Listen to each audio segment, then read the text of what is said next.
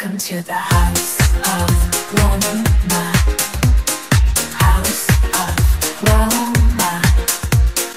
House of Roma. House of Roma. Bom, e eu tô aqui com esse maravilhoso doutor, médico, doutor Eduardo. Muito obrigado, agradecida por você ter recebido a gente.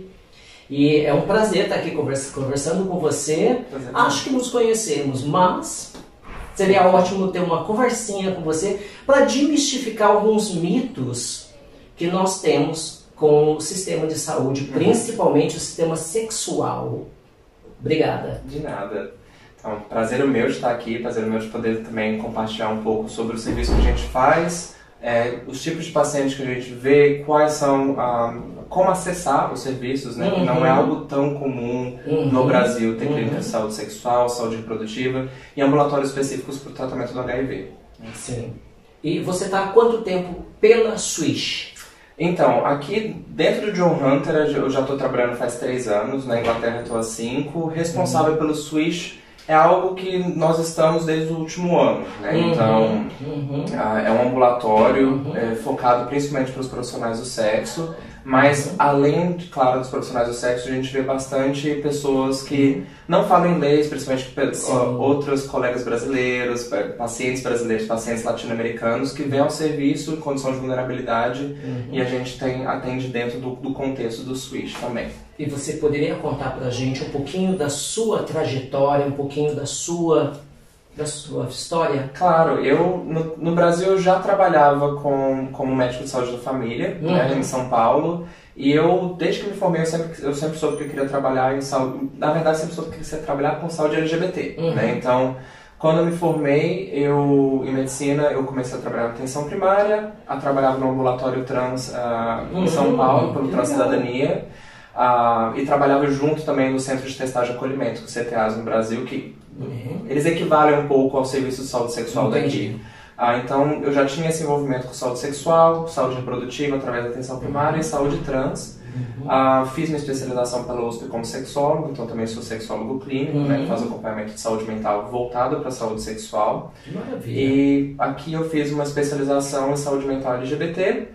Continuo trabalhando com saúde LGBT através do meu serviço. Aqui na Inglaterra eu entrei na especialidade de saúde sexual e reprodutiva, que aqui a gente chama de GAM, ou eu sou um Specialty Doctor em saúde sexual e HIV. Atendo no ambulatório de HIV, aqui que a gente tem um ambulatório no térreo que chama Cobler. Eu trabalho aqui em John Hunter. Swish é um dos vários projetos que a gente está envolvido. Além disso, eu tenho meus trabalhos como ativista, a gente organiza eventos para a população latino-americana, para garantir acesso à informação e acesso ao serviço de saúde. Eu agora sou um dos presidentes do grupo de trabalho para comunidades racializadas minoritárias dentro da Associação Nacional de Saúde Sexual e HIV, então um pouquinho de tudo. Aí. Você poderia desmistificar um pouquinho desse mito, desse trauma que a gente carrega por tantas décadas sobre o HIV? Acontece que a mensagem do HIV sempre foi uma mensagem muito conservadora, né? A ideia, e sempre focou muito em vitimizar a pessoa que vive com HIV. A ideia de que se você se expõe ao HIV, ou se você não usa camisinha, a culpa é um pouco sua. Ou se o HIV é transmitido, a culpa permanece sendo sua. Até hoje a gente ainda tem essas reminiscentes desse tipo de estigma na própria lei. É uma lei muito semelhante no Brasil e aqui na Inglaterra, da transmissão negligente. Né? A ideia de que se você vive com HIV, você sabe que vive com HIV, se você tem uma carga viral detectável e tem um sexo sem camisinha, a culpa é sua por transmitir. Algo que eu sempre fui muito contra esse tipo de abordagem jurídica, né? Mas o HIV mudou muito do que a gente tem de referência de 40 anos atrás, quando a infecção, a pandemia começou, para o HIV de hoje, né? Hoje a gente entende a infecção pelo HIV como uma doença crônica. Uma pessoa vivendo com HIV, vários estudos demonstram que essa pessoa tem uma longevidade muito maior do que a população em geral. Porque a pessoa que vive com HIV em acompanhamento adequado, no uso da medicação adequada, com uma carga viral detectável, vive mais tempo, vê mais o médico do que uma pessoa que não sabe, que não vai no médico. Então, tem um acompanhamento muito bom, um acompanhamento de qualidade e um monitoramento da sua saúde muito adequado, né? Então, algo que é muito importante a gente comunicar hoje é o HIV, ele é visto como uma doença crônica. Igual você toma remédio todo dia para hipertensão e diabetes, você vai tomar um remédio todo dia para manter o vírus bem controlado. E as pessoas que têm carga viral indetectável, então o vírus está tão baixo no sangue, ele não transmite para outros fluidos corporais. Logo, essas pessoas não transmitem HIV pelo sexo. Ou seja, ter sexo com alguém que vive com HIV e tem carga viral indetectável é mais seguro ter sexo com alguém que nunca testa. E como se acessa o serviço? Como achar vocês? Como fazer parte dessa família? Eu acho é bastante importante porque muitas pessoas que já vivem com HIV e mudam, né, para fora, vêm aqui para Inglaterra, acham que não vão conseguir acessar o serviço mais, não vão conseguir ter mais tratamento. E é completamente o contrário. Então, eu imagino que o Vic já deve ter conversado com você sobre como acessar o serviço de saúde sexual. É um serviço da mesma maneira? Da mesma maneira. Se você já está em acompanhamento para o HIV, uma pessoa que já tem um diagnóstico, é importante que você já traga um sumário de alta, né, informações do seu acompanhamento anterior, mas aqui você tem acesso tanto aos medicamentos quanto ao acompanhamento completamente ausente de custo. Então, é um serviço universal e gratuito, tá? É muito importante que você chegue no nosso ambulatório para a gente poder fazer o que a gente chama de transferência de cuidado. Então, essa transferência de cuidado inicial, a gente vai avaliar seu histórico médico, a gente vai avaliar qual medicação você está usando, vamos continuar a prescrição ou prescrever a medicação que for mais adequada, continuar a avaliação da carga viral, avaliação de contágio de células CD4, que são as células de defesa onde o vírus se multiplica, e o acompanhamento permanece, né? Então, esse ambulatório é um ambulatório multidisciplinar, pelo ambulatório, além do acompanhamento médico, tem um acompanhamento com a equipe de enfermagem, tem acesso ao que a gente chama de peer support, então são outras pessoas que vivem com HIV e que trabalham na comunidade para garantir uma inserção social, então auxílio muito além da saúde, um auxílio social e garantindo cidadania. A gente tem links conexões com serviços de saúde mental também. Então, tudo isso para garantir um acompanhamento holístico para as pessoas que vivem com HIV. Muito semelhante com o que a gente tem no Brasil também. Lembrando que o Brasil é um dos países que melhor faz acompanhamento para HIV e para outras infecções sexualmente transmissíveis. Aqui a gente permanece com a mesma mentalidade. Entendi. E é tudo feito nesse prédio mesmo? Tudo feito nesse prédio. Aqui no terceiro andar a gente tem a saúde sexual e reprodutiva. Então, para as pessoas cis ou pessoas homens trans, a gente tem acesso ao ambulatório reprodutivo, então para métodos anticoncepcionais. A gente tem no térreo o ambulatório do HIV, né? Então a gente sempre precisou estar entre um e entre outro. Mas a gente também é equipe integrada. Uma coisa que eu acho importante, principalmente para as pessoas aqui, é essa coisa esse choque de mudar de país, chegar aqui e descobre que está com o vírus. Acho que assim, a gente não tem o hábito da testagem, né? Tem o hábito de entender que existe um risco de exposição. Então, nos nossos serviços, no Brasil, esse acompanhamento é feito no CTA, o Centro de Testagem e Acolhimento.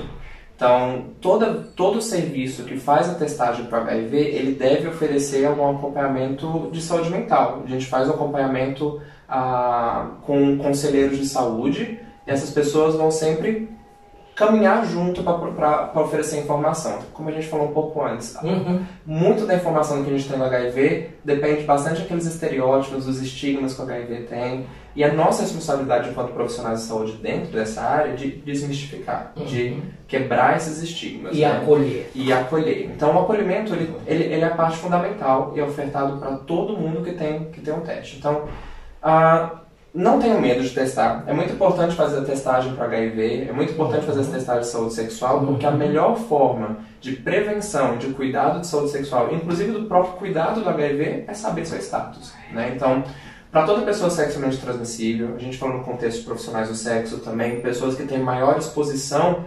a potencial, maior risco de contato com infecções sexualmente transmissíveis, incluindo HIV, devem repetir o teste pelo menos uma vez a cada 3 meses.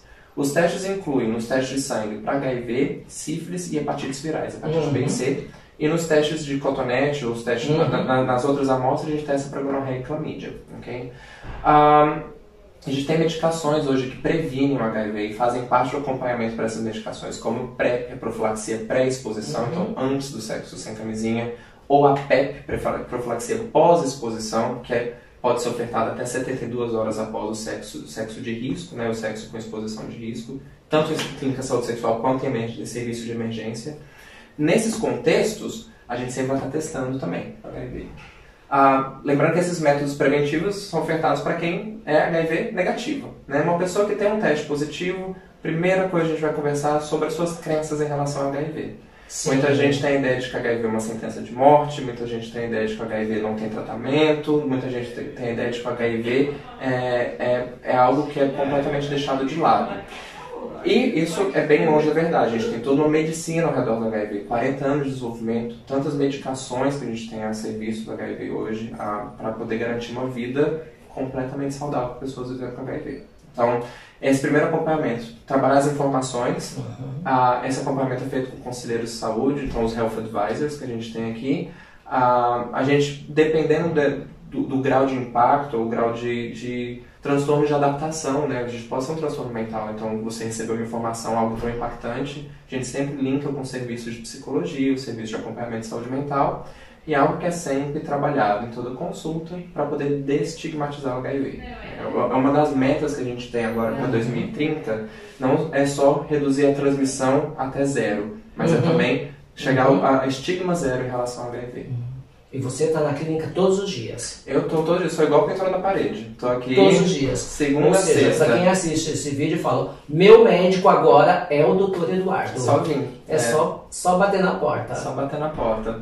Gente, muito, muito, muito eu agradeço de coração toda essa informação, porque é muito válido pra gente, pra nossa comunidade latina, nossa comunidade brasileira, a comunidade trans, a comunidade gay.